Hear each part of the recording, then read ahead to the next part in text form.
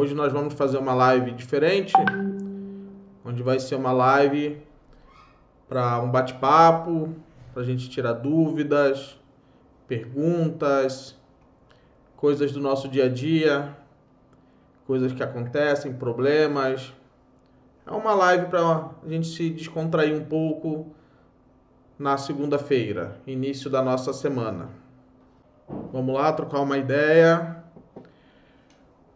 Vamos lá. Eu tenho aqui algumas informações para passar para vocês de procedimentos de boas práticas de refrigeração. E aí eu queria saber de vocês o que vocês entendem como boa prática de refrigeração, climatização.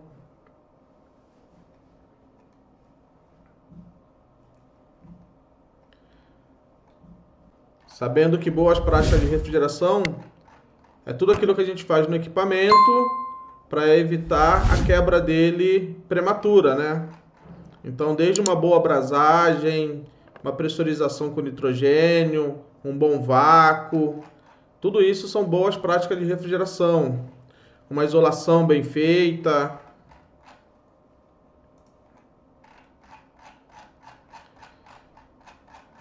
Eu tenho aqui alguns arquivos onde dá para mostrar para vocês isso com mais facilidade. Boa noite, Ronielson. Tudo jóia? Estou falando aqui sobre as boas práticas de refrigeração que a gente precisa fazer no sistema de refrigeração e climatização.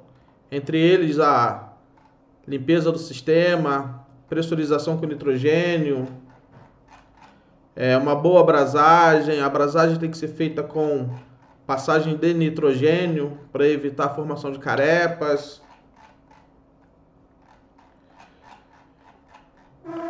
E tudo isso a gente faz para poder evitar a quebra do equipamento prematura, né?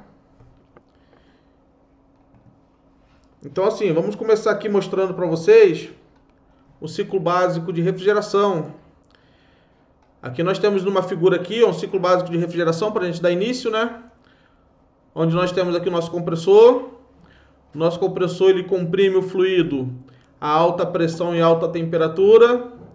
Esse fluido é direcionado para o nosso condensador, aonde no nosso condensador ele perde temperatura e acontece a mudança de estado do nosso fluido. E aí o nosso fluido sai do nosso condensador. Em alguns equipamentos ele tem um tanque de líquido, onde armazena esse fluido para garantir que vá 100% líquido para o nosso dispositivo de expansão, que está bem aqui, ó, nosso dispositivo de expansão. O nosso equipamento, o nosso fluido, ele passa pelo nosso dispositivo de expansão, entrando no nosso evaporador.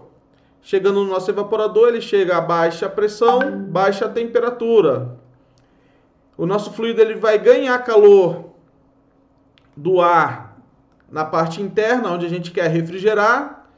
Ao ganhar calor, o nosso fluido evapora e volta para o nosso compressor vapor, baixa pressão e baixa temperatura. Temos aqui também alguns tipos de compressores. Compressores scroll, rotativo, alternativo. Compressores centrífugo, parafuso. São modelos de compressores que a gente usa em sistema de climatização e refrigeração. Os compressores rotativos a gente utiliza eles mais nos equipamentos de climatização. Agora, os alternativos e o scroll, nós temos eles para sistema de refrigeração e para sistema de climatização. Aqui é uma amostra dos compressores hermético, semi-hermético e aberto.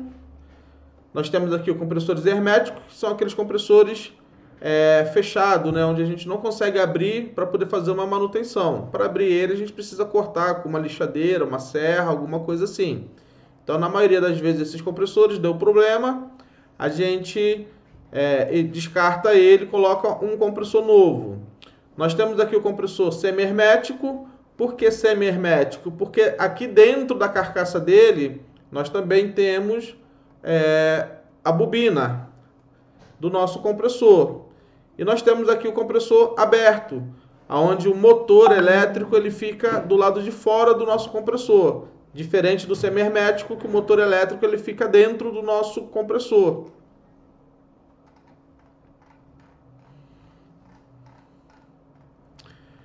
Mostrando aqui uma condensadora, né? Modelo e forma de fabricação dela. Um condensador tubular aletado.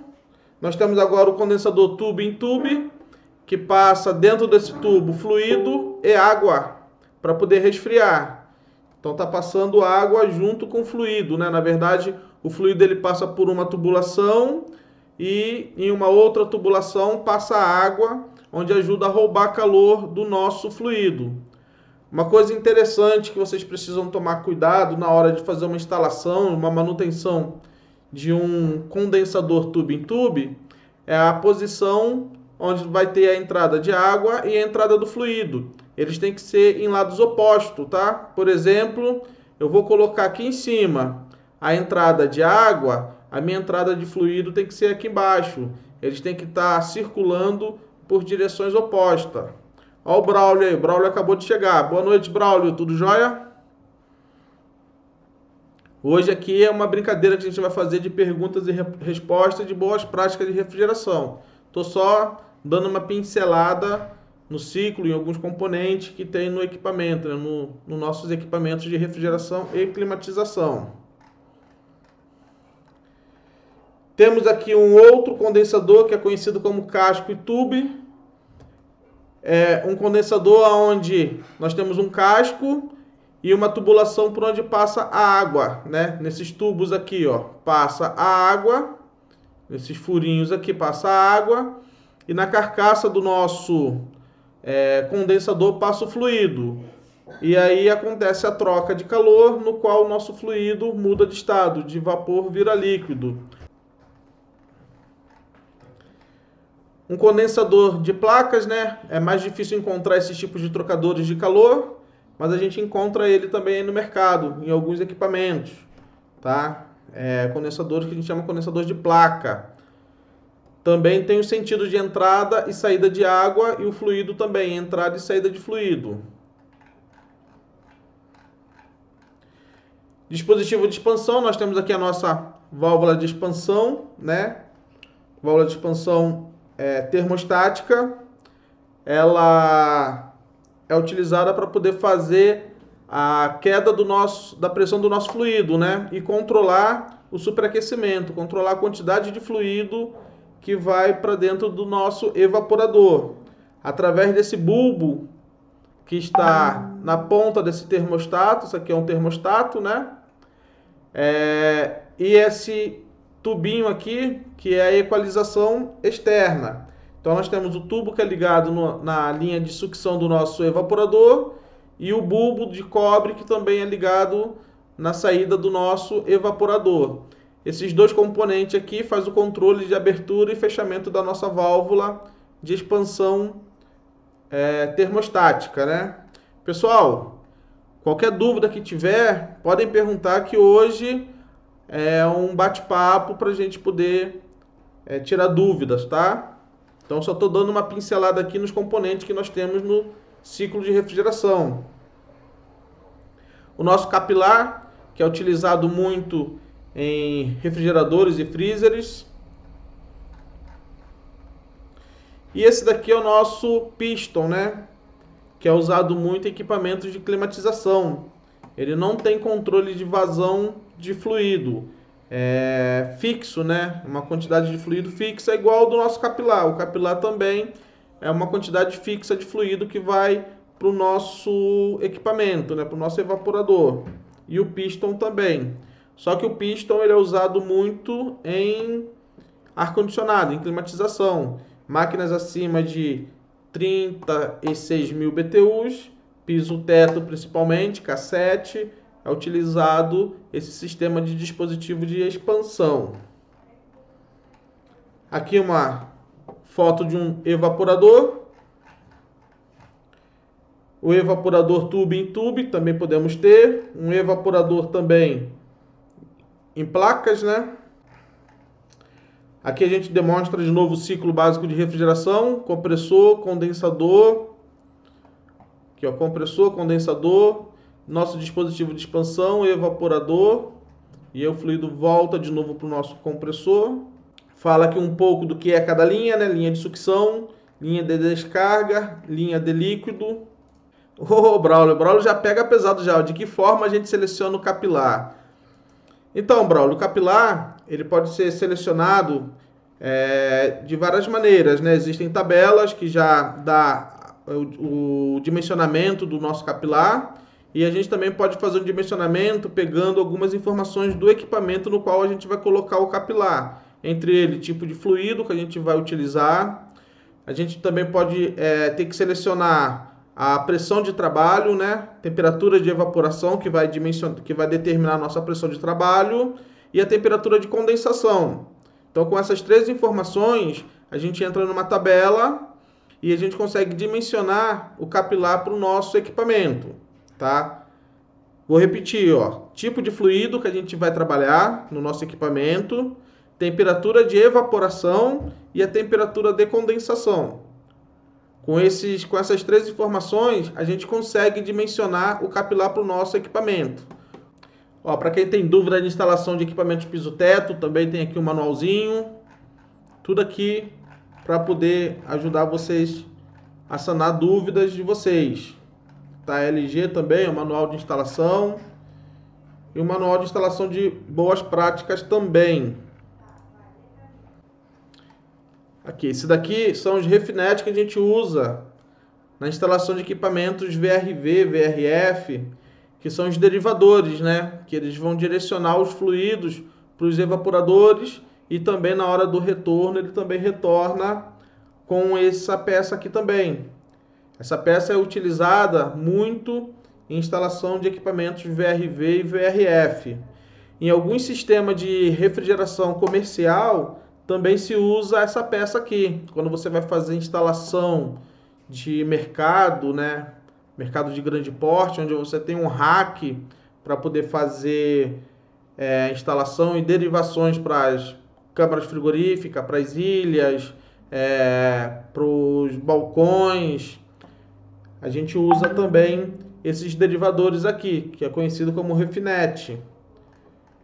E aí tem aqui, ó, como tem que ser feito a saída dele, como que é feita a saída do refinete. Existem refinetes que têm diversos diâmetros para você colocar na tubulação. Você só corta a ponta dele e você conecta a tubulação equivalente àquele diâmetro que você vai utilizar. Olha, aqui tem mostrando eles em um sistema de climatização. Nós temos aqui os 4 condensadores. Aqui, ó, na junção desses 2 condensadores aqui, a gente precisa colocar um refinete. Aqui nessa outra junção aqui a gente coloca outro refinete. E aqui nessa junção aqui a gente coloca outro refinete. Tanto na linha de líquido quanto na linha de sucção. Chegando aqui, a gente coloca um refinete para poder sair para essa linha aqui de cima. E um outro refinete, outra derivação, para essa linha aqui de baixo. E depois a gente vai distribuindo para cada evaporador. Um refinete aqui para vir para esse evaporador, outro refinete para vir para esse outro evaporador, outro refinete para vir para esse outro evaporador, e assim a gente vai fazendo a derivação, tanto na linha de líquido quanto na linha de sucção. E aí a tubulação ela pode sair aqui nos nossos condensadores, por exemplo, uma linha de líquido de 3/4, 7/8, dependendo da carga térmica dos nossos evaporadores. E ele pode retornar uma tubulação de 2 polegadas, 2,5, dependendo da carga térmica também dos nossos equipamentos. Então são tubulações bem grossas que a gente pode trabalhar no nosso equipamento VRF ou VRV. Aqui tem uma mostra melhor de como que é feito essas derivações. Uma coisa que a gente precisa ter é um cuidado na distância da saída do refinete até a próxima curva tem uma distância mínima para poder colocar ele, tá? Que no nosso caso aqui, ó, de 500 milímetros ou 50 centímetros. E do refinete até o próximo refinete também tem uma distância mínima, que é de 1 metro. Então, posso colocar um refinete para o outro, no mínimo 1 metro de distância. Eu não posso colocar, por exemplo, um refinete aqui colado nesse daqui. Tem que ter no mínimo uma distância de 1 metro. E na derivação dele, para sair para os evaporadores, depois da curva, pelo menos uns 50 centímetros para eu poder fazer a curva. Eu não posso fazer uma curva com menos de 50 centímetros. Nós temos também esse tipo de registro aqui, essa válvula. A gente utiliza essa válvula aqui nos evaporadores, tanto na linha de líquido quanto na linha de sucção, porque se caso aquele evaporador eu precisar retirar ele para poder fazer alguma manutenção, eu só fecho o registro, recolho o fluido que está para o meu evaporador e retiro ele e levo ele para fazer a manutenção. Eu não preciso parar todo o meu sistema por causa de um evaporador. Eu consigo fazer só naquele evaporador, consigo dar manutenção somente naquele evaporador. Então é bem interessante colocar essas válvulas, esses registros, né, conhecido como válvula GBC, nos nossos evaporadores. Já peguei sistema sem essas válvulas, né? E aí na hora de dar uma manutenção no evaporador, a gente tem que recolher todo o fluido da máquina completa, parar toda a máquina para poder fazer a manutenção, depois fazer vácuo em tudo de novo para poder colocar a máquina para rodar novamente. Então é um custo que o cliente tem inicial, que teoricamente sai um pouco alto, mas numa manutenção ele economiza bastante, né? Porque primeiro que a gente não consegue recolher 100% do fluido, então uma parte do fluido vai ser jogada fora. O outro, dependendo do fluido, a gente não consegue repor ele no sistema, então ele vai ter que colocar uma carga de fluido nova no sistema para poder fazer ele funcionar. Então o custo da manutenção sai um pouco mais caro. Para a área da refrigeração comercial, a gente já começa aqui, ó, para quem mexe com balcões e câmaras frigoríficas, a gente já começa aqui com uma tabelinha que apresenta o comprimento equivalente das singularidades, que é o comprimento equivalente das perdas de carga dos componentes que a gente coloca nos equipamentos.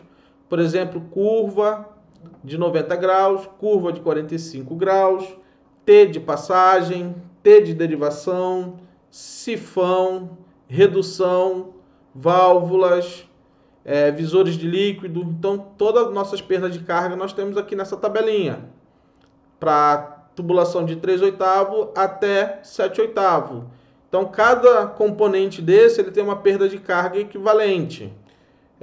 Por exemplo, o nosso cotovelo de 3/8, a nossa curva, né, de 90 graus, ela equivale a 0,40 centímetros de tubo reto. Já a curva de 45 graus, 0,20. O de meia, 0,50. Já o de 45 graus, 0,25. E assim sucessivamente. É para a gente poder fazer o cálculo da perda de carga da nossa tubulação. Temos aqui o complemento dessas tubulações. Ó, eu nem sabia que tinha esse complemento aqui. Ó. Temos ele, então, na verdade, para até 3,5. Perda de carga para até 3 polegadas e 5/8. Uma foto aí de um rackzinho para sistema de refrigeração com 3 compressores. Temos aqui um filtro, sifão para desnível de tubulação, né? É a maneira que tem que ser feita para evitar retorno de líquido para o nosso compressor. Ó, aqui é uma foto melhor daquele rackzinho que nós vimos. Qual a necessidade de colocarmos filtro na sucção? Então, o filtro na sucção é muito colocado quando é feita uma instalação de um sistema rack, por exemplo, onde nós temos muita abrasagem para ser feita, e por mais que você faça uma abrasagem com nitrogênio, às vezes pode entrar alguma impureza, e essa impureza pode cair no compressor e danificar o compressor. Então a gente coloca o filtro de sucção primeiramente para poder conservar o compressor, para evitar quebra dele por estar voltando sujeira. Uma outra coisa que a gente utiliza também o filtro na sucção é quando o nosso compressor queima. Quando há queima do compressor, no caso de sistema hack, onde a gente não consegue desmontar o sistema todo para poder fazer uma limpeza com 141B, por exemplo, a gente coloca um filtro na sucção e um filtro também na linha de descarga, na linha de líquido, desculpa, linha de descarga não, linha de líquido. A gente coloca também um filtro na linha de líquido. E é um filtro pedra para poder combater a acidez do óleo. Então ele vai filtrar a acidez do óleo e não deixando essa acidez circular pelo meu sistema, pelo filtro da linha de líquido. E se caso passar um pouco dessa acidez para o meu sistema, no retorno essa acidez não chegar até o meu compressor, pelo filtro da linha de sucção. Então a gente utiliza o filtro da linha de sucção por dois motivos, né? Primeiro, alguma sujeira que possa ter na linha na hora da instalação, por mais que você limpe, às vezes pode acontecer de entrar alguma sujeira, então você protege. E no caso de queima de compressor, para você não deixar entrar óleo sujo, óleo contaminado no compressor e causar a queima dele. Então tem esses dois motivos que faz com que eu utilize filtro na linha de sucção do nosso equipamento. É mais utilizado em sistema hack, né? Que coloca um filtro parecido com esse que está aí. Deixa eu ampliar aqui um pouquinho para vocês mostrar, para eu poder mostrar para vocês, ó. Um filtro tipo esse aqui, filtro de cartucho, aonde a gente consegue soltar essa tampa aqui e trocar o elemento filtrante que vai dentro dele. A gente pode colocar elemento filtrante, por exemplo, pedra, para combater a acidez do óleo.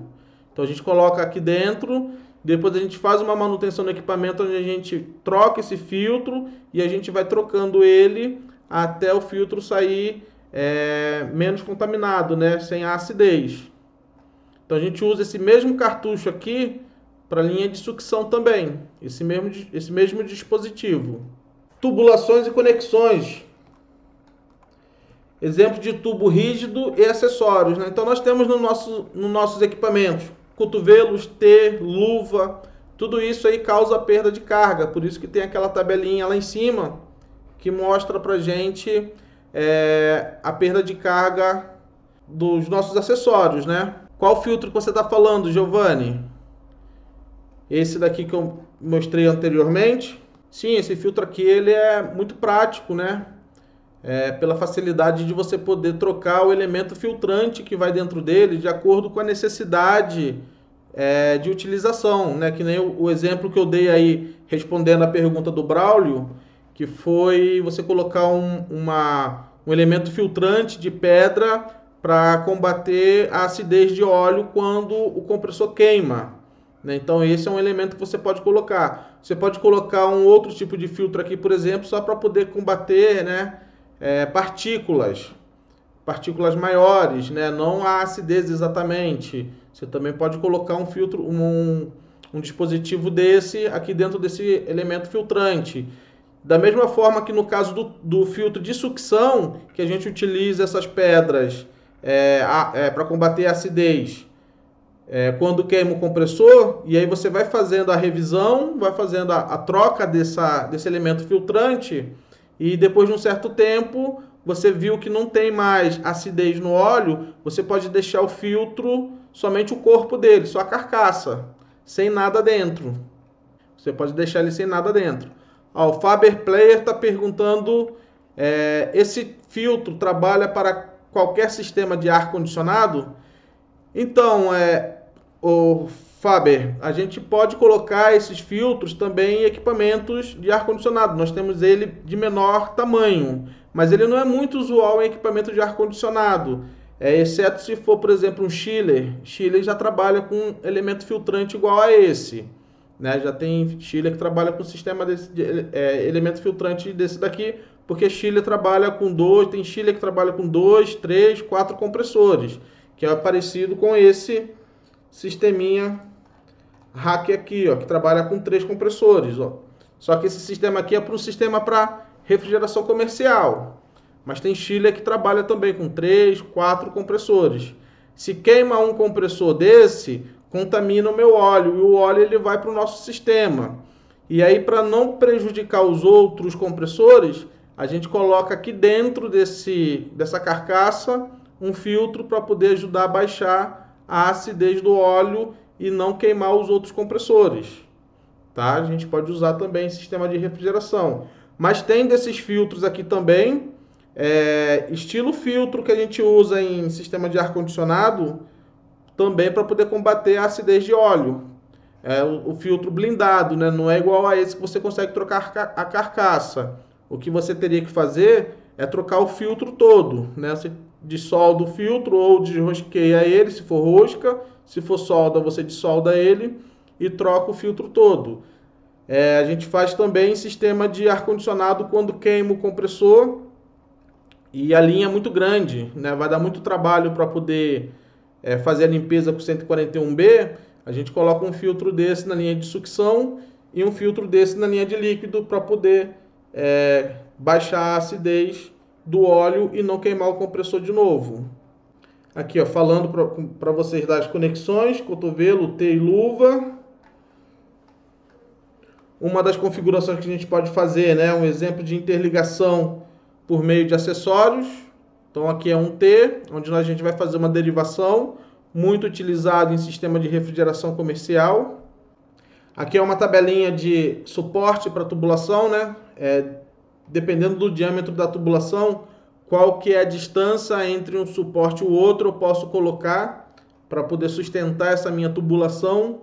Então tem os diâmetros da tubulação, aqui é o diâmetro da tubulação, o suporte instalado na vertical e o suporte instalado na horizontal. Então tem um espaçamento mínimo entre um suporte e outro. Sem problema, Waber. Mais alguma dúvida é só perguntar, tá? Hoje a ideia dessa live é isso daí mesmo, é uma conversa para a gente poder trocar informações mesmo.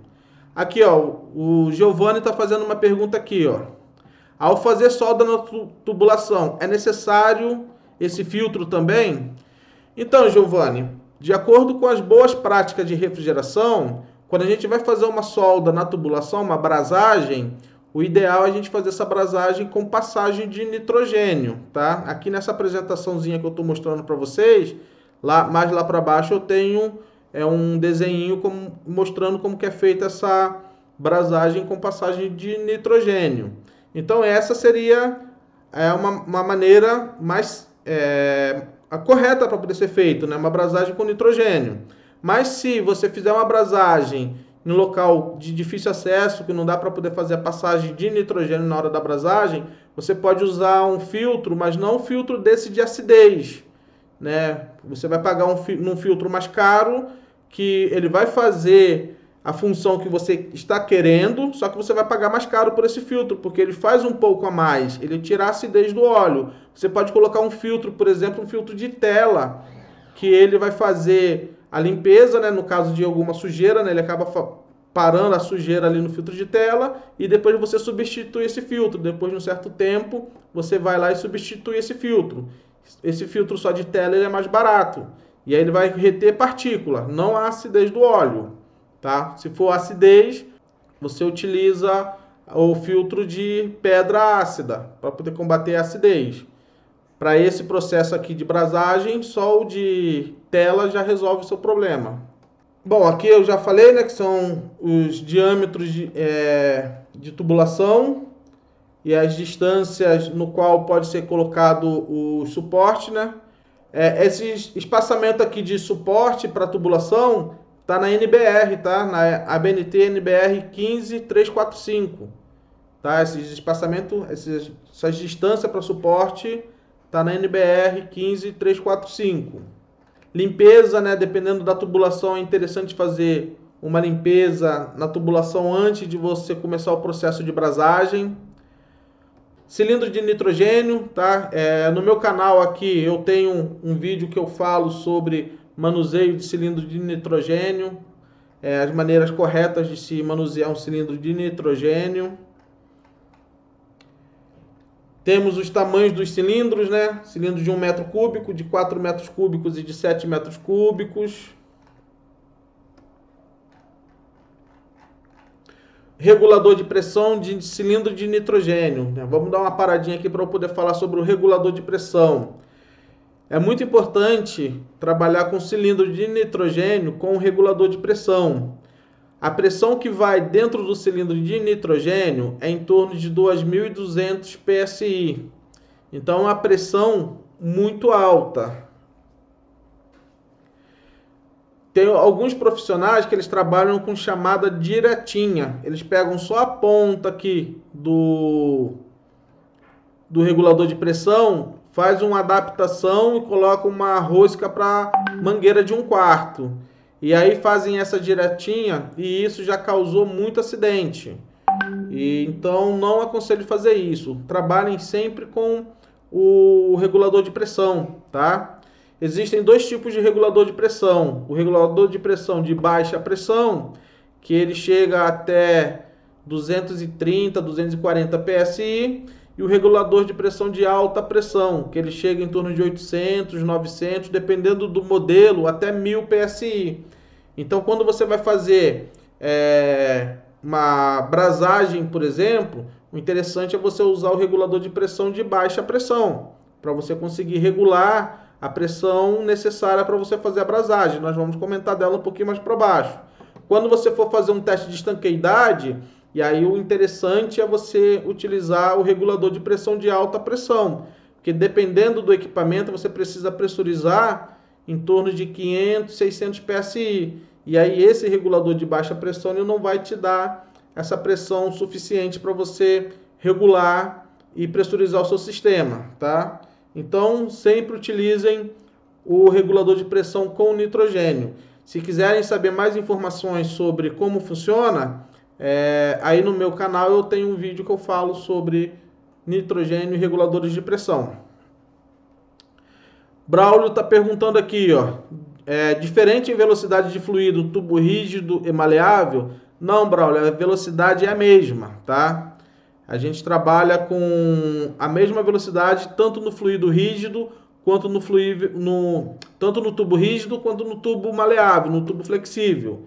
A velocidade é a mesma. Se você tiver o mesmo diâmetro interno, para o mesmo fluido, a velocidade é a mesma. Ó, o pastor Aldenir está perguntando aqui, ó. Troquei um compressor de 60.000 BTUs. Ele trabalhou 10 dias e começou a roncar e queimou, R22. Então, Aldenir, você teria que ver primeiro o que foi que aconteceu com o compressor anterior. Por exemplo, você sabe me dizer se ele estava queimado ou se ele estava travado? Uma outra coisa também, o compressor era original do sistema ou ele já tinha sido trocado antes? Tá? Então, são coisas que você tem que analisar quando você chega no cliente. Por quê? Porque se eu pego um equipamento onde o compressor já foi trocado e aquele compressor queimou de novo, quando eu for trocar e colocar um compressor novo, antes disso eu vou fazer uma limpeza no meu sistema. Porque eu não sei o que foi que o outro profissional fez antes de mim. Então, na dúvida, eu faço uma limpeza no sistema. Aplico 141B, passo o nitrogênio para poder retirar esse excesso do 141B, saiu o 141B limpo, aí sim, eu instalo o compressor novo, faço o vácuo, carga de fluido. Agora, se é um compressor original que nunca foi mexido e ali na hora eu consegui constatar que ele está travado, aí não, aí eu posso só tirar um e colocar outro, se ele estiver travado. Agora, se ele estiver queimado, eu vou fazer o mesmo procedimento que eu iria fazer se tivesse sido mexido antes de mim. Faço a limpeza com 141B, utilizo o nitrogênio para retirar o excesso do 141B e instalo o compressor novo, vácuo e carga de fluido. Então, provavelmente esse compressor ele deve ter queimado novamente, porque já tinha sido queimado, você não deve ter percebido esse detalhe, você instalou outro compressor sem fazer limpeza com 141B. Se não fizer essa limpeza com 141B, o compressor queima de novo. Ah, mas quanto tempo demora para queimar? É relativo, né? No seu caso, ele demorou só 10 dias. Tem casos que demoram um pouco mais, tem casos que demora até menos. 1, 2 dias já queima. Então, isso é muito relativo referente ao prazo. Mas se não limpar com 141B, o compressor queima. Isso é fato. Mais alguma pergunta aí, pessoal? Pode ir fazendo aí. Enquanto eu for mostrando aqui, vocês podem ir fazendo a pergunta. Então aqui ó, eu mostrei para vocês o regulador de pressão de baixa pressão. Logo aqui embaixo nós temos o regulador de pressão de alta pressão. Tá? Esse regulador de pressão de alta pressão, ele chega até 300 bar. Então é uma pressãozinha bem considerável. E já o regulador de pressão de baixa pressão, ele chega até 180 bar. 180 bar. Então tem uma diferença aí de pressão entre o regulador de pressão de baixa e o regulador de pressão de alta pressão. Cilindro de nitrogênio lá da escola Senai. Uma tabelinha de conversão de pressão e temperatura, né? Por R22, 134, 404, 410. Essas tabelinhas aqui vocês conseguem baixar ela da internet. Ô, Dani, imagina. Tendo outra dúvida aí, pode mandar aí que a gente responde. Uma tabelinha de conversão de pressão e temperatura. Hoje tem o aplicativo, né, que a gente consegue baixar o aplicativo da Danfoss, e no aplicativo a gente consegue fazer essas conversões de pressão e temperatura. Mostra da limpeza do sistema com 141B, ó. Temos aqui, antigamente 141B era vendido nesses galões aqui, de 30 quilos, se eu não me engano. E a gente utilizava muito ele, colocava uma torneirinha na ponta, né, aqui na lateral dele. Já tinha já a rosca certinha para colocar a torneirinha, a gente utilizava ele para poder fazer a limpeza do sistema.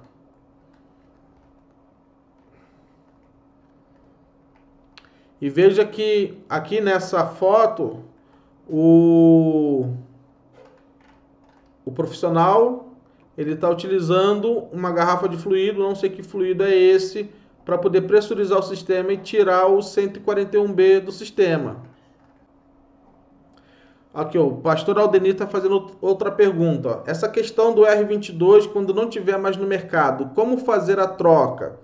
Então, tem fluidos que substituem o R22 sem você precisar fazer modificação no sistema. Por exemplo, algum tempo atrás, não sei se ainda tem, porque fluido é um tipo de coisa que muda também, parece celular, né? Celular você compra um hoje e amanhã ele já é ultrapassado. O fluido refrigerante está assim, né? Você tem uma gama de fluido refrigerante hoje, amanhã já tem outro que substitui, outros e outros. Mas assim, eu sei de um dos fluidos que substitui o R22 sem precisar fazer retrofit, alteração no seu sistema, que é o Y222. Esse é um fluido que você substitui o R22, tá? Você tira o R22 e coloca esse fluido que você vai fazer o equipamento funcionar sem alteração nenhuma. A única diferença é que você coloca um pouco menos de fluido. Se eu não me engano, 20% menos de fluido equivalente ao seu sistema atual. Por exemplo, seu sistema tem 1 kg de fluido, se você colocar o Y222, você vai adicionar somente 800 gramas de fluido, tá? Então é 20% menos. E aí você vai ter o equipamento funcionando perfeitamente, sem alterar o sistema. Você vai usar o mesmo evaporador, mesmo condensador, mesmo dispositivo de expansão, mesmo compressor, sem modificar nada. Eu sei que existem outros tipos de fluido, tá? Esse é um deles. Então, na dúvida, você pode entrar no site do fabricante de fluido, por exemplo, Chemours, né?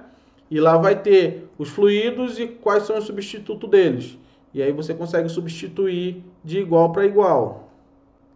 Se é preciso limpar o compressor, então, dependendo do fluido que você for utilizar, você não precisa alterar nada, nem o óleo você precisa alterar. Dependendo do fluido, você precisa fazer uma alteração do óleo, né? Você vai ter que tirar o óleo do seu equipamento, trocar ele por um óleo que é compatível com o fluido, tá? Mas se for, por exemplo, esse Y222, você não precisa nem trocar o óleo. O mesmo óleo que está no sistema, você pode utilizar. Deixa eu ver se eu acho aqui a parte da abrasagem com nitrogênio para vocês verem como que é feito. Ó. Procedimento de manuseio, acho que está aqui, ó. Aqui já mostra como que é feito a parte de flange. Ó, o tubo tem que estar retinho. O tubo não pode estar amassado, né? Se ele estiver amassado, prejudica a passagem do fluido. Ferramenta para flange, né? Então, hoje nós temos diversos equipamentos, diversas ferramentas para poder fazer uma flange, né? Temos flangeadores excêntricos, flangeadores de catraca, tem aqueles flangeadores spin, tem esse tipo de flangeador aqui, que também é muito bom, né? Foi o que sempre nós utilizamos na área da refrigeração, agora que está vindo, agora sim, né? De uns anos para cá que está vindo essas modificações. Mas esse daqui é um kit flange também muito bom, que ele também abre as bolsas, as luvas, né, para a gente poder fazer a abrasagem. O cortador. Nos cortadores mais antigos, né, antigamente tinha uma marca que era muito famosa, que é a Imperial. E aí é o mesmo cortador, ele tinha essa ponta aqui, que ele era o escariador, e tinha uma lima aqui em cima. Nos cortadores atuais também vem assim.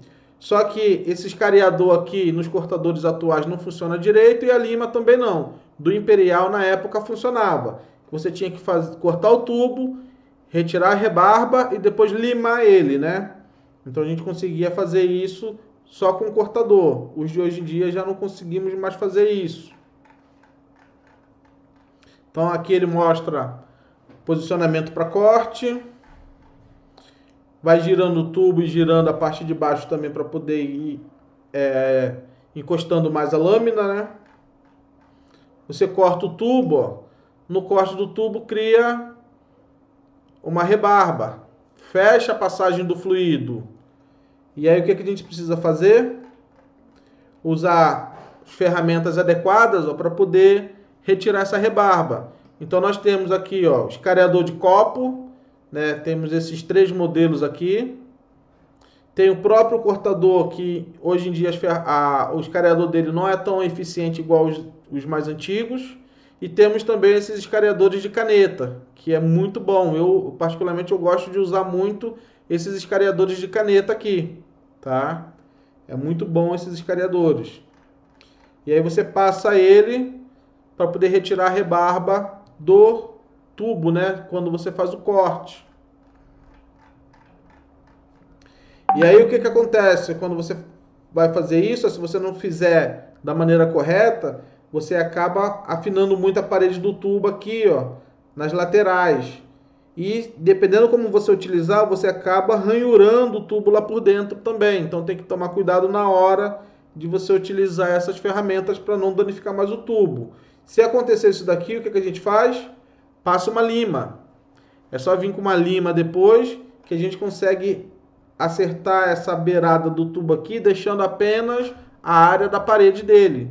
Se vocês prestarem atenção, ó, ele afinou muito a ponta do tubo. Se você fizer uma flange com um tubo desse jeito aqui, provavelmente não, com certeza ela vai rachar. Então, o interessante é depois você vir e passar uma lima para você acertar essa parede da tubulação. E aí, ó, como que ele fica depois de escariado e limado. Fica somente a parede, ó, parede do tubo. Fica somente a parede do tubo. Agora sim, a gente consegue fazer a flange no tubo.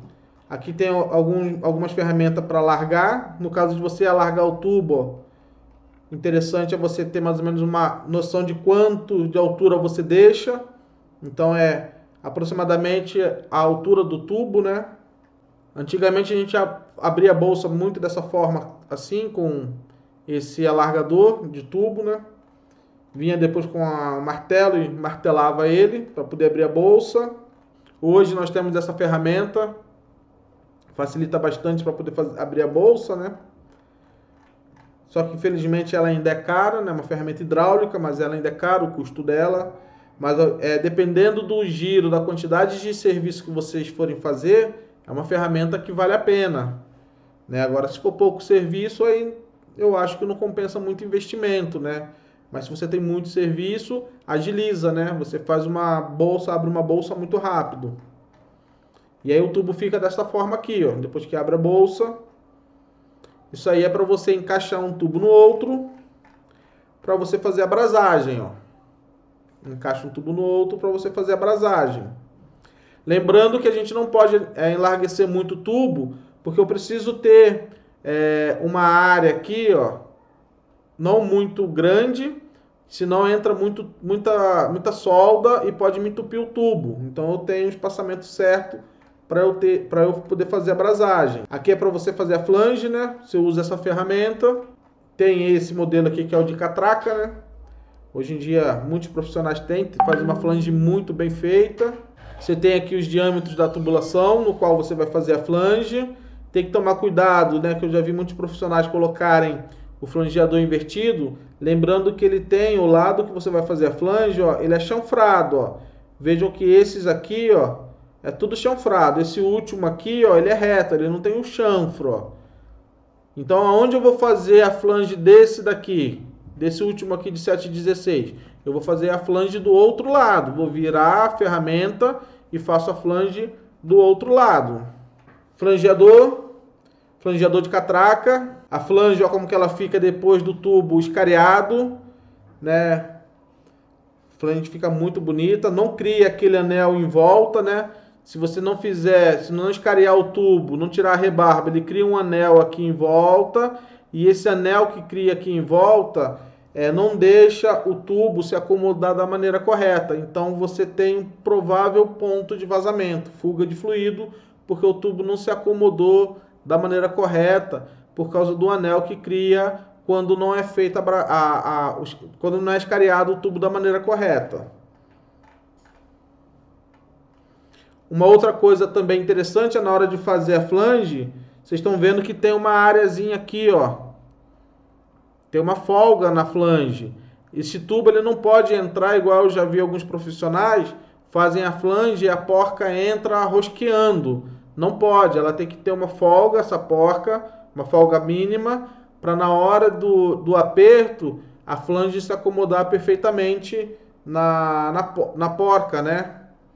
Senão, se você fizer uma flange onde a porca entra rosqueando, você não tem área de dilatação do tubo de cobre. O tubo de cobre ele vai dilatar conforme a temperatura.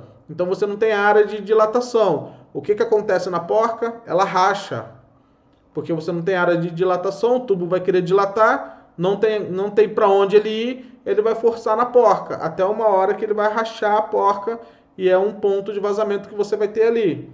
Então tem que tomar cuidado na hora de fazer a flange. Uma outra coisa que acontece também, muitos profissionais não têm a chave de catraca, o torquímetro, né, para poder dar o aperto na porca, então aperta na mão. E se você também apertar muito essa porca, também pode dar vazamento. Então a porca ela não pode ficar nem pouco apertada e nem muito apertada. Senão é ponto de vazamento que vai dar. Porque vai acontecer a mesma coisa. Você vai diminuir a área de dilatação do tubo, porque você apertou muito, a porca estoura. É necessário lubrificante ao conectar a porca? Ô Giovanni, necessariamente não, tá? Alguns profissionais passam para poder facilitar na hora de você dar o aperto para o tubo não girar junto, né? Mas se você fizer uma flange bem feita, deixando essa área aqui, ó, de espaçamento entre a porca e a flange, não fazendo a flange muito grande para prender na porca, não há necessidade. Eu, particularmente, eu nunca coloquei lubrificante na hora de dar o aperto. Eu já usei lubrificante para poder fazer a flange, né? Então, na hora de você fazer a flange, é interessante você passar ali no seu flangeador, onde vai acomodar para poder fazer a flange, passa um lubrificante ali que ele desliza com mais facilidade, né? Agora, na hora do aperto, não há necessidade.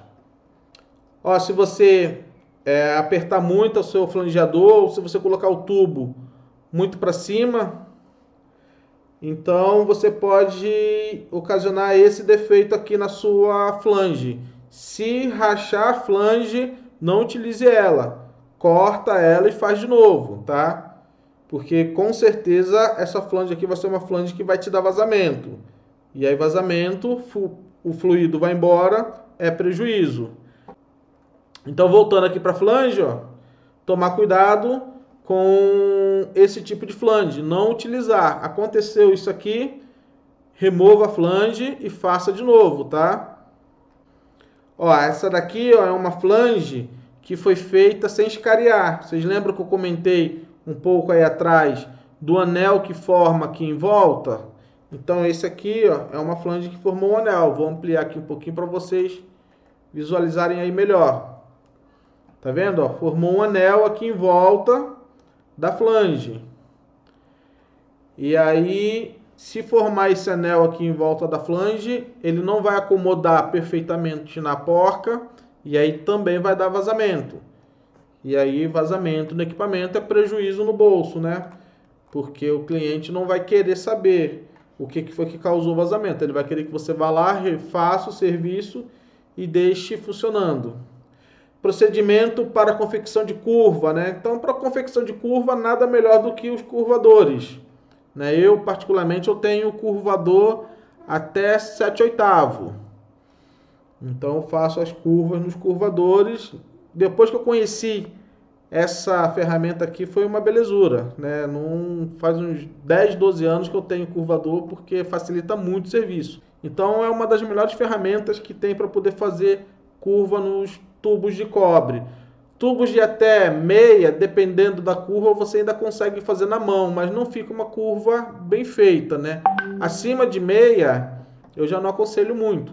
Com certeza vai estrangular o tubo. Então, se estrangular o tubo, perde eficiência nosso equipamento e aí não vai funcionar da maneira que deveria, o cliente vai reclamar. E hoje em dia não é uma ferramenta tão cara, né? Aqui mostra como que faz a marcação para poder fazer a curva.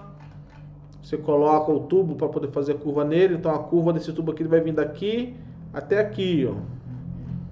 A foto depois fazendo a curva. Olha lá, a curva ficou.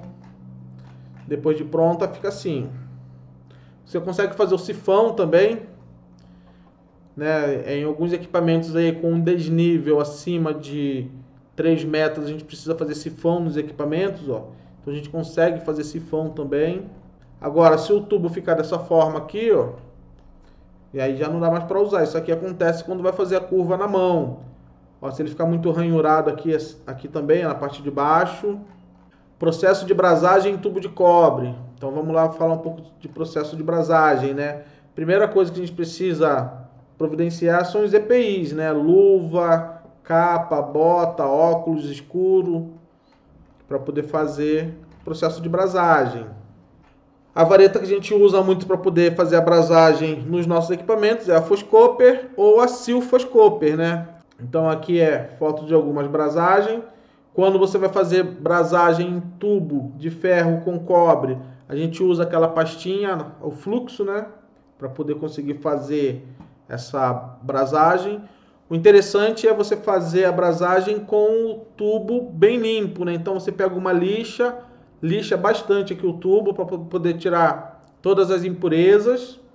E aí você coloca o filtro, lixa também o filtro, né? Coloca o filtro e faz a brasagem. Aqui, ó, que nem eu falei para vocês, ó, Foscopper, Sil Foscopper e prata. Qual que é a diferença da Foscopper, Sil Foscopper e prata, né? A Foscopper, que nem eu falei, é mistura. A Sil Foscopper tem uma concentração maior de prata e a prata é prata pura. Em compensação, é o valor. O valor da vareta de prata é muito maior do que a de Foscopper e a Sil Foscopper. A última vez que eu comprei vareta de prata, né, na verdade eu pedi para o cliente comprar, ele pagou R$ 1.600 no quilo. Sendo que a vareta de Foscopper e Sil Foscopper você vai pagar em torno de 120 a 180 reais o quilo. Então é uma boa diferença. Aqui fala quais são as proporções que tem. A Sil Foscopper é uma liga de fósforo e prata de 2, 5 ou 15%. Então quanto maior for a concentração de prata, mais cara é o valor da vareta.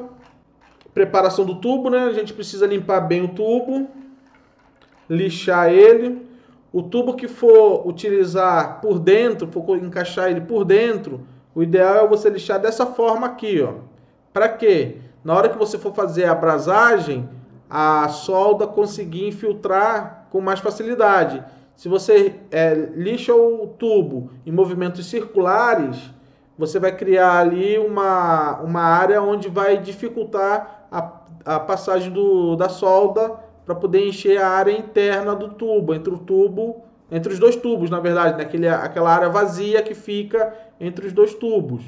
Então, o interessante é você lixar o tubo desta forma aqui, o tubo que vai por dentro. Já o tubo que vai por fora, você já pode lixar ele movimentos circulares, não tem problema, né? O tubo que vai por fora. No caso aqui, ó, nós temos a luva e o tubo encaixado por dentro. O tubo encaixado por dentro, você lixa ele, né? Aquele movimento. Pode utilizar o maçarico PPU, pode utilizar o turbotoche. Cadê o turbotoche? Aqui fala sobre a regulagem do maçarico. Ó, a regulagem do maçarico nos manômetros, regulador de pressão, junta, cilindro. Qual que é a regulagem do maçarico de um PPU? Eu costumo falar que a regulagem dele é 4:1. Ou seja, uma de acetileno para 4 de oxigênio. Então, se eu for usar aqui, em média eu uso mais ou menos 4 kg de oxigênio, eu vou usar 1 kg de acetileno. Então, é 4:1. Tá? 4 de oxigênio e uma de acetileno. Para abrasagem de cobre com cobre, eu uso nessa faixa aí de 4 kg de oxigênio e 1 kg de acetileno. Uma coisa também, na hora de você utilizar qualquer tipo de cilindro, não só o de oxigênio e acetileno, mas como de nitrogênio também, é você abrir ele, que nem está marcando aqui, ó, 1/4 de volta. Por quê? Se caso acontecer algum imprevisto, você consegue ir lá rapidamente e fechar ele. Uma mangueira que estourou, alguma coisa que aconteceu que saiu fora da normalidade, você vai lá e rapidamente você fecha. Agora, se você abre o cilindro completamente, para você fechar ele, até você conseguir fechar ele todo, vai demorar mais tempo e isso pode piorar. Aqui está falando para colocar em torno de 2 a 3 bar, né? 2 a 3 kg força. Eu trabalho com 4 de oxigênio. E aí o de nitrogênio, aí daria para trabalhar de 0,4 a 0,5 bar. Acendimento dele, primeiro você abre o acetileno, depois você regula a chama com o oxigênio. A chama neutra, que é uma quantidade quase que igual de oxigênio e acetileno.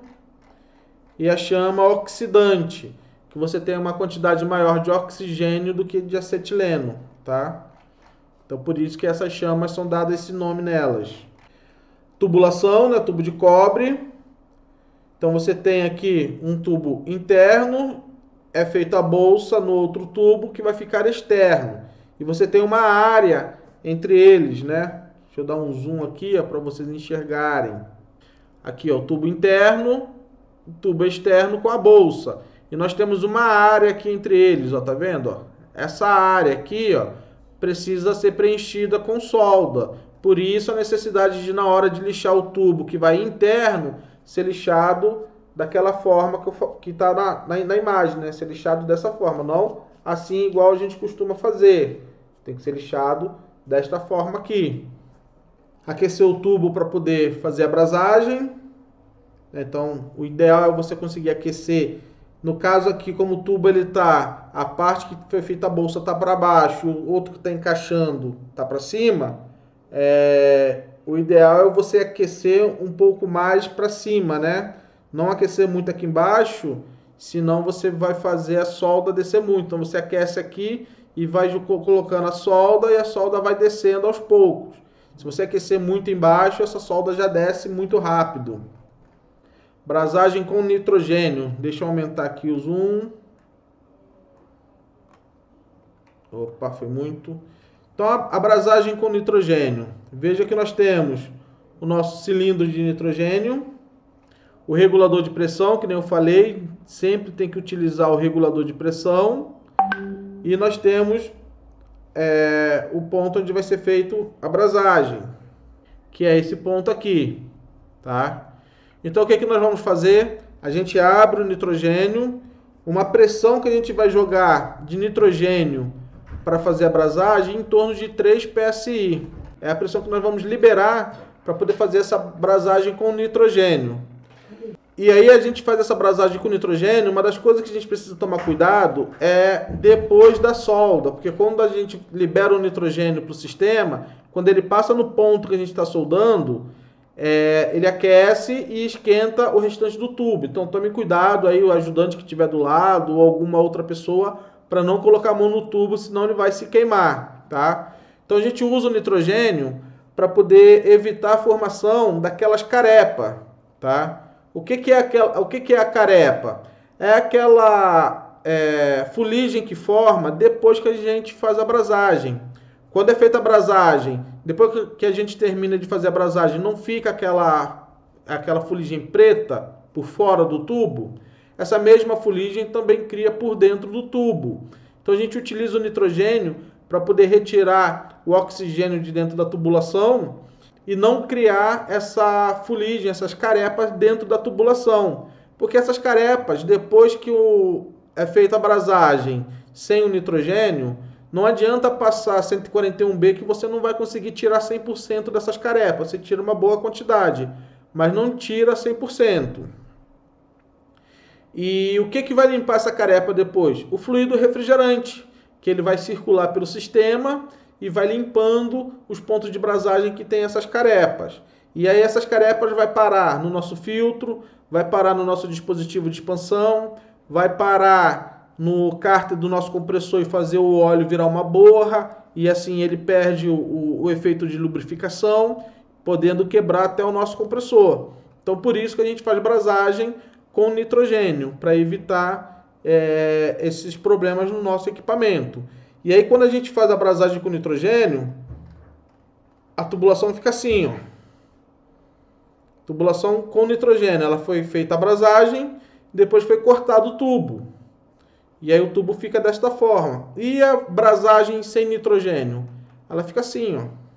Isso porque esse tubo aqui, ó, ao cortar ele, uma boa parte da carepa que formou já saiu, né? Isso tudo aqui, ó, esse tubo todo aqui tinha carepa nele, mas na hora de cortar acaba saindo. Então na foto não ficou 100% com a quantidade de carepa que tem, mas ele cria bem mais carepa do que o que está aparecendo aqui na imagem. Ô Norato, como treinar para ficar bom nisso, no que? Na flange? Então, o que eu falo para as pessoas que querem se aperfeiçoar em alguma coisa? No caso aí você está querendo na flange. Eu sei que é difícil para você, né? Eu conheço você, eu sei como que é o seu dia a dia, seus trabalhos aí, você não para, mas é pegar pelo menos aí 1, 2 horas por dia só fazendo flange. É o que eu falo para o pessoal que trabalha comigo. Quando não tiver muita coisa para fazer, vai fazer flange, vai fazer brasagem. Não deixa para treinar esses tipos de serviço no cliente, porque você vai fazer no cliente, se você não tiver uma boa prática, vai ficar um serviço mal feito e isso vai causar prejuízo. Então, tem um tempinho, não tá sem fazer nada, não tem aquela pressa, aquele agito todo do dia a dia, tem como tirar 1 horinha, 2 horinhas? Vai lá para a oficina, pega uns retalhos de tubo, não estou falando de tubo novo não, retalho de tubo que sobra de obra.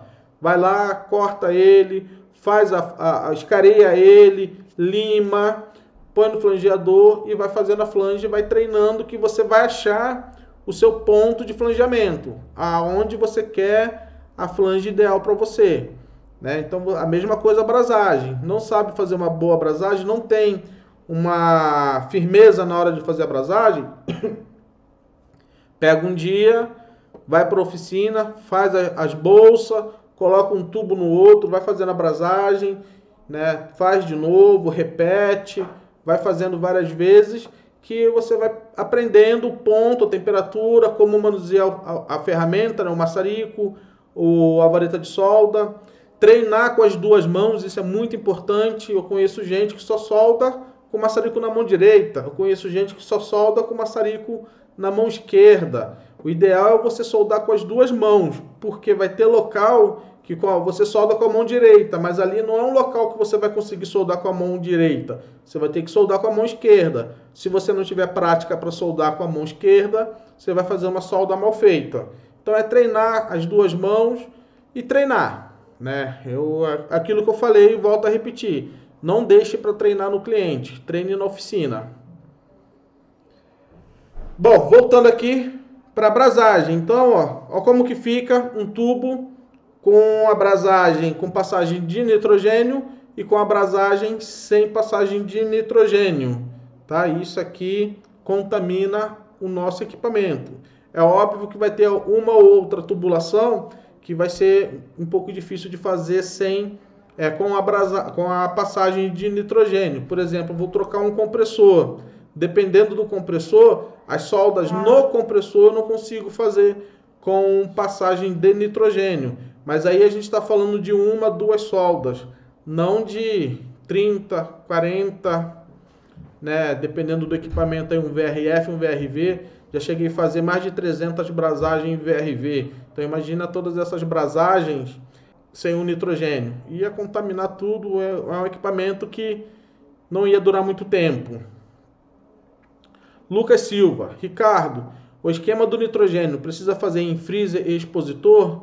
Então, Lucas, é isso que eu acabei de falar agora, né? Dependendo do equipamento, né, na hora de você trocar um compressor, por exemplo, os pontos de solda não dá a possibilidade de você fazer com passagem de nitrogênio. Então, aí é um caso à parte, mas são só duas soldas, né? Então, é um tipo de...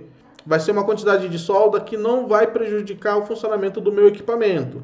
Mas, se você for fazer outro tipo de solda e puder fazer com passagem de nitrogênio, isso vai ser bom para você, vai ser bom para o equipamento, né? Porque você vai garantir a limpeza interna na tubulação, não vai contaminar o seu equipamento.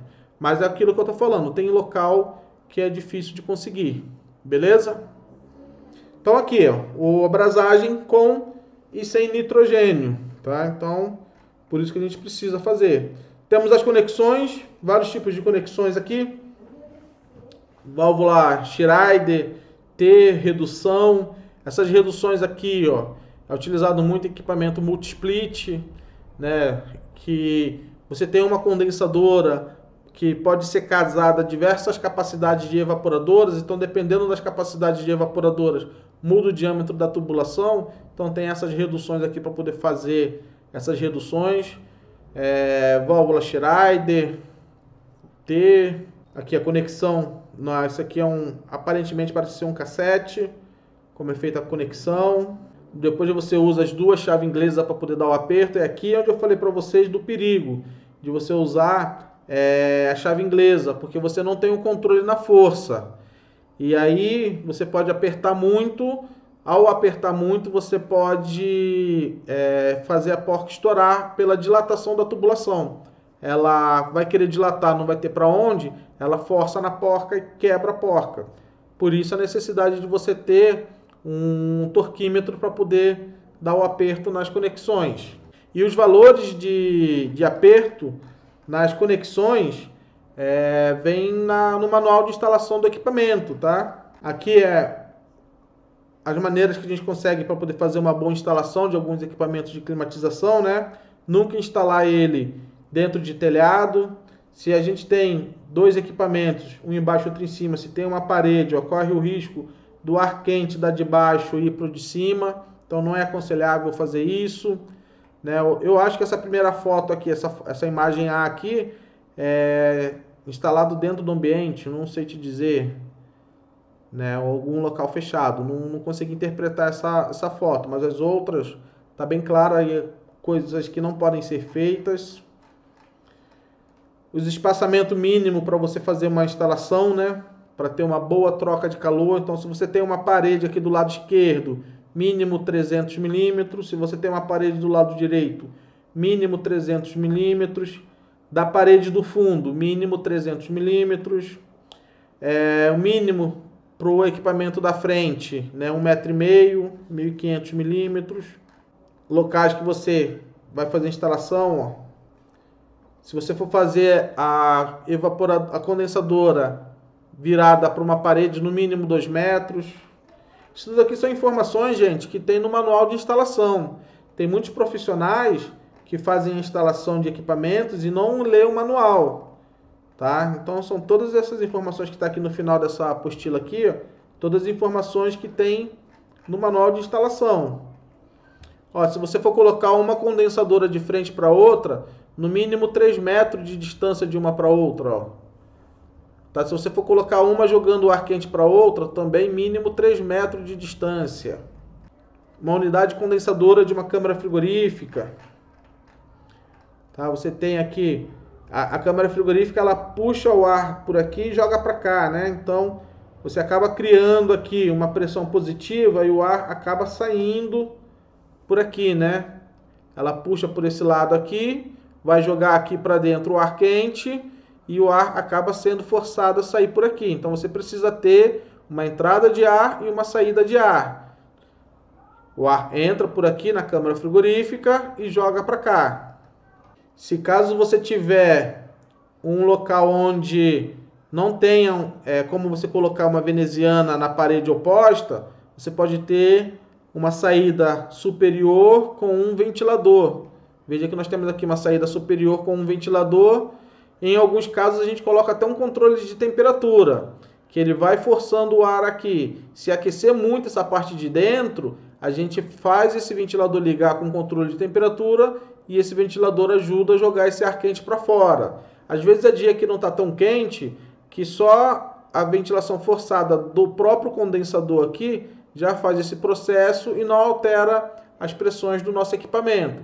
Um dia que é mais quente, aí vai alterar a temperatura aqui, pode prejudicar o funcionamento do nosso equipamento. A gente liga um termostato para poder ajudar a jogar esse ar quente para fora. Também podemos fazer dessa forma aqui, porque o ar quente ele sobe, né? Então o ar vai entrar aqui mais frio, né? Menos quente, vamos dizer. É jogado aqui para dentro da sala de máquina e o ar quente vai sair por aqui entre as telhas. Esse aqui é igual o primeiro exemplo, né? Ele joga aqui dentro da casa de máquina e ele é forçado a sair por aqui. Teste de estanqueidade, ó. É interessante fazer o teste de estanqueidade nos equipamentos para a gente achar possíveis pontos de vazamento, aquele local onde a gente não fez um aperto da maneira que deveria ser feito, ou uma flange que foi feita e não ficou 100%, né? Tá dando algum vazamento. Então, antes da gente fazer o vácuo do nosso sistema e pôr a carga de fluido, a gente pressuriza o sistema com nitrogênio e testa para poder ver se tem algum vazamento. A melhor maneira que eu acho ainda, né, apesar de ter hoje em dia ter diversas ferramentas que faz teste de fuga de fluido, vazamento, mas a melhor maneira que eu acho ainda é a buchinha em sabão. Eu gosto muito de procurar vazamento desta forma aqui.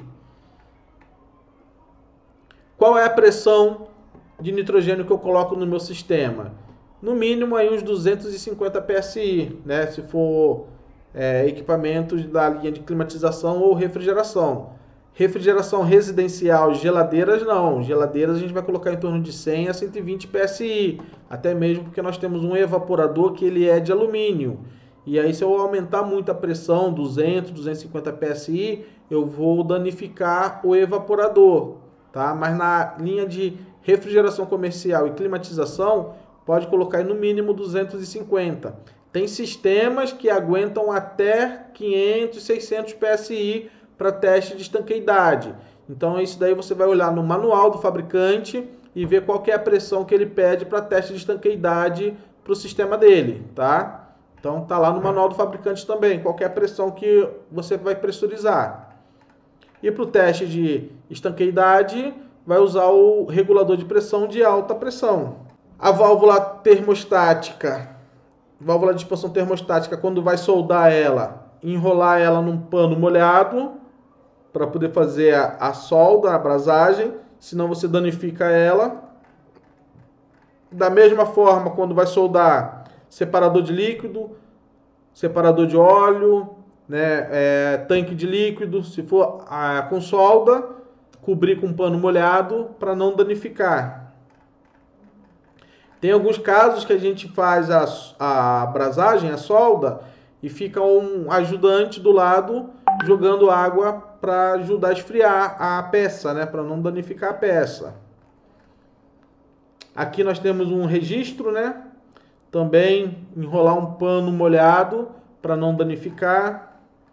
Válvula de retenção, também um pano molhado para não danificar. Todos os componentes, né? Visor de líquido, né, Norato? Visor de líquido é bom passar um pano molhado antes de fazer a solda, senão danifica ele. Posicionamento do nosso bulbo do termostato da válvula de expansão. Existem alguns locais para a gente poder colocar a nossa válvula de expansão, o bulbo da nossa válvula de expansão. O melhor local que tem onde ele vai fazer uma melhor leitura é logo na saída, no sentido horizontal, tá? E o posicionamento correto, qual que seria? Vai depender do diâmetro do meu tubo. Eu posso colocar o meu bulbo do termostato da válvula de expansão a 12 horas, dependendo do diâmetro do meu tubo, a 1 hora, a 2 horas, a 3 horas. Então depende do diâmetro do meu tubo. E aonde eu vejo isso? O diâmetro do tubo e o posicionamento da minha válvula. Na caixa que vem a válvula. Se você abrir a caixa, vem marcado dentro dela, ou em algum manualzinho que acompanha a válvula, vem mostrando o posicionamento onde a gente coloca o bulbo da válvula de expansão. Ó, aqui, por exemplo, ó, posição que ele está mandando colocar. Ó, que nem eu falei para vocês, ó, depende do diâmetro da tubulação. Se for um tubo de meia, eu vou colocar aqui, ó, em torno de 12 horas até 1 hora. Se for de 3/4, ó, de 1 hora até 3 horas aqui nesse ponto. Se for de 1/8, ó, um pouco aqui mais para baixo. Se for de 2 1/8, ó, para baixo de 3 horas, ó, um tubo de 2 1/8.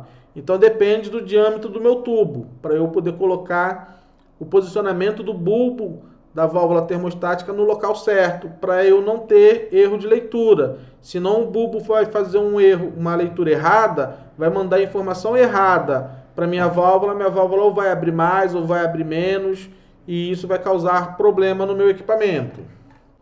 Posicionamento de evaporadores, já no caso para câmaras frigoríficas.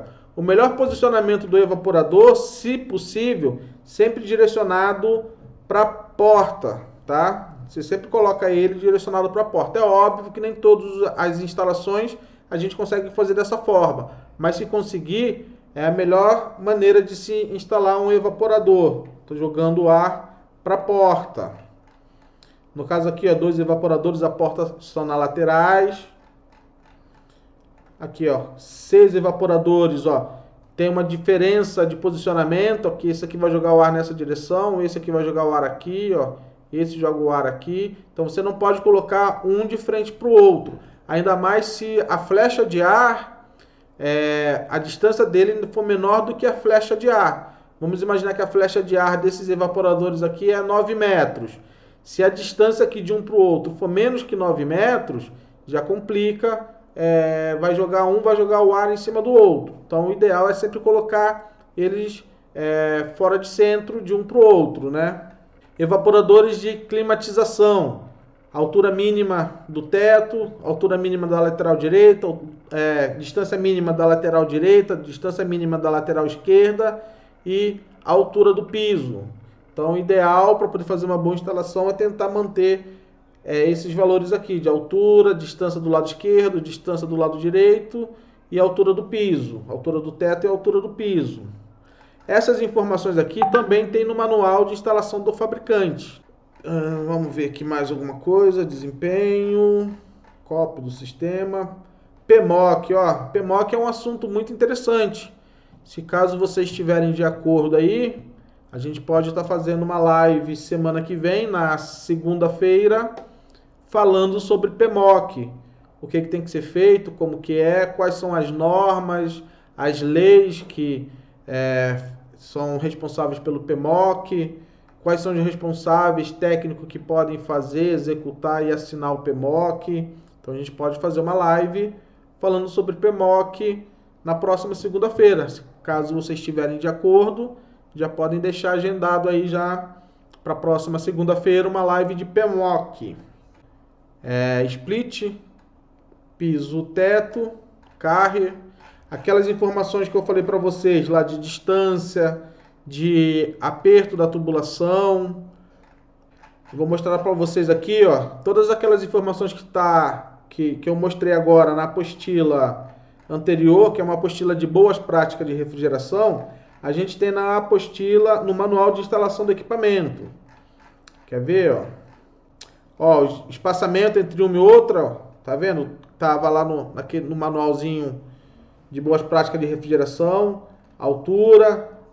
Se você instala uma máquina dessa da Carre, que é esse modelo aqui, bujãozinho, e ela joga o ar para cima, a altura mínima até o ponto de uma laje, de um telhado, no mínimo 800 milímetros ou 80 centímetros. Distanciamento de uma para outra, ó, 50 centímetros. 5 centímetros, 50 milímetros, né? 5 centímetros.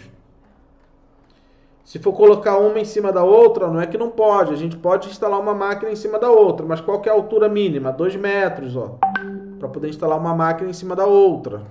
Ó, veja que aqui, ó, tá dando 300 milímetros de distanciamento, porque aqui é onde está o comando dessa máquina aqui, ó, onde é feita a ligação do comando e a conexão. Então, quando é o outro lado que não tem o comando e a conexão, eu posso ter um distanciamento de 50 milímetros. Se é o lado que tem o comando da minha máquina e a conexão, 300 milímetros. Então temos que tomar cuidado com isso, senão a gente não consegue ligar a máquina. Aqui fala do dreno, né? Não pode fazer o dreno, deixar essa barriga assim, que senão a água não desce. Aqui não pode deixar o bico do dreno em algum local alagado com água, que a água também não desce. Se quiser colocar renovação de ar, né? Que hoje uma das exigências do PMOC é renovação de ar do ambiente. Se quiser colocar renovação de ar nesse modelo de equipamento, tem como colocar um colarinho para você fazer uma tomada de ar externo do equipamento, né? Para poder fazer a renovação de ar. Tem aqui o comprimento equivalente da tubulação e desnível de cada tubulação e o comprimento mínimo. Ó, comprimento mínimo 2 metros. Como é feita as tubulações, ó, o sifão que eu falei para vocês tem que ter no mínimo a cada 3 metros, ó. No máximo, né? Desculpa, no mínimo não, no máximo a cada 3 metros de tubulação. Precisa fazer um sifão para ajudar o óleo a subir quando a nossa evaporadora é instalada abaixo da nossa condensadora. Aqui você pode fazer ou colocar um flexível na tubulação, ou fazer esse looping aqui para poder diminuir vibração. No caso de equipamentos de climatização, fazer o isolamento das duas tubulações separadas, né? Não fazer junto o isolamento das tubulações. Passar fita de PVC para poder prolongar o tempo de vida útil do isolamento. Se não passar a fita PVC e o isolamento ficar exposto a raios solares, ele vai deteriorar com mais facilidade. Aqui, ó, esse daqui é um gráfico bem interessante que é referente a vácuo, né? Então, o que esse gráfico aqui mostra pra gente? Isso aqui está no manual de instalação do fabricante. A gente tem que fazer o vácuo e atingir uma pressão de 500 microns. Depois que a gente atinge 500 microns, a gente desliga a nossa bomba de vácuo, fecha o manômetro, né? Desliga a bomba de vácuo e acompanha o nosso vacuômetro. Nós temos aí no máximo 20 minutos para ele atingir uma pressão máxima de 750 microns. Então, em 20 minutos, essa pressão vai subir, podendo chegar até 750 microns. E aí ela tem que estabilizar. Ó, subiu aqui, chegou em 750 microns em 20 minutos, ou mais do que 20 minutos, ela não pode chegar em menos de 20.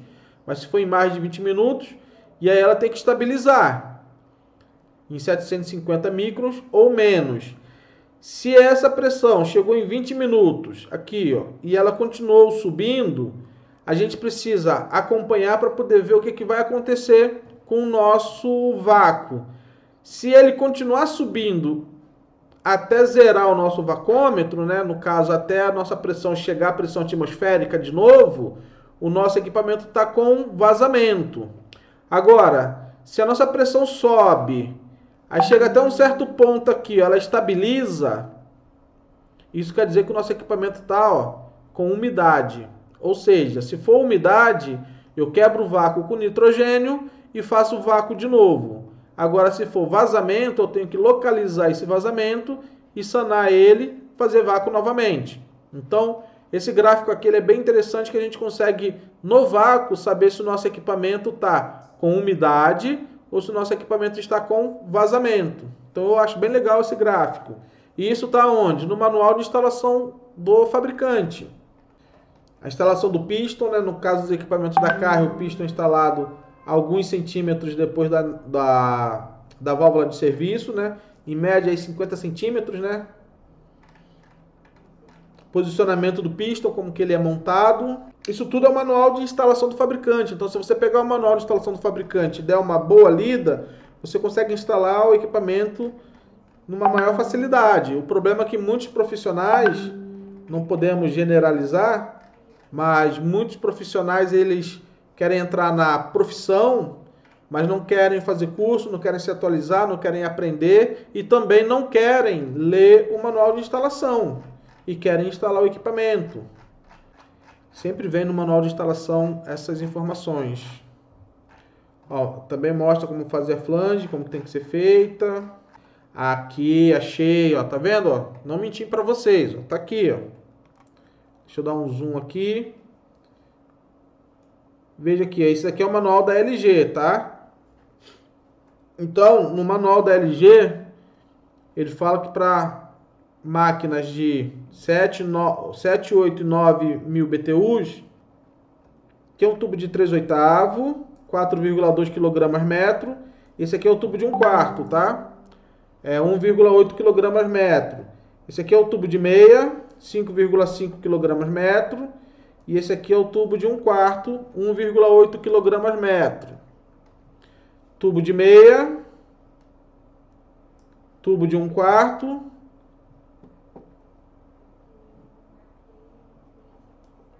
cinco oitavo e 3/8. Tá aqui, ó, o que eu falei para vocês. A força que a gente precisa fazer no aperto das conexões. E como que eu meço essa força? Com torquímetro. Tá? Então, com torquímetro eu consigo apertar o tubo da maneira correta, com a força ideal, para eu não ter problema de quebra, para eu não ter problema de deixar pouco apertado e também para eu não ter problema de espanar a rosca do tubo, da conexão, né? Então tá aqui, ó, que eu queria mostrar para vocês. E aí, aqui para baixo, nós temos outras informações da instalação do equipamento também. Ó, aqui acaba mostrando de novo, ó, outra tabelinha com os torques de aperto. Como que tem que ser feita a conexão. Uma coisa que eu falo para vocês, quando vocês forem colocar aqui a conexão da tubulação, rosqueie ela com a mão até chegar ao final. Depois vocês só dão um aperto. Eu já vi profissional que só põe a primeira volta, né, o primeiro fio de rosca e depois vai apertando com a chave. Já vi casos de espanar a rosca, né? A rosca está entrando torta, ele não percebe porque ele está indo com a chave e aí quando vai fazer o vácuo, não baixa o vácuo, pressuriza e acha o vazamento. Tira a conexão, aí encontra o problema na rosca que foi feita errada, né? Espanada, tá? E aí nós temos também nos equipamentos, né, no manual de instalação dos equipamentos, né, a conexão de cabo do comando. Temos diversas informações onde a gente pode ler e conseguir fazer a instalação sem muitos segredos, sem muitos detalhes, tá? O que eu aconselho sempre passar fita PVC. Cadê? Fita PVC aqui, ó. Passar fita PVC nas isolações para poder ajudar a conservar o isolamento, tá? A fita PVC, na verdade, ela é para isso. Ela é uma fita ultravioleta que não deixa os raios agredirem a isolação. E aí a isolação dura mais tempo, tá? e acabou fazendo um bom acabamento também, então muita gente usa ela para acabamento, mas a verdadeira finalidade dela é proteger a tubulação contra raios ultravioleta, beleza? Então, ninguém se manifestou, vamos finalizar aqui. Agradeço a presença de vocês em mais essa live, por vocês que eu faço, por vocês que eu comento aqui, sempre esses assuntos que eu acho que é de grande valor para conhecimento, tanto para vocês quanto para mim, porque eu vou passando aqui também essas informações e vou revendo assuntos novos, coisas novas também. Então, são dois aprendizados, um aí da parte de vocês e um aqui da minha parte também. Eu acho que mais eu do que vocês. E na próxima segunda, a gente faz uma live, então, de PMOC, Plano de Manutenção, Operação e Controle.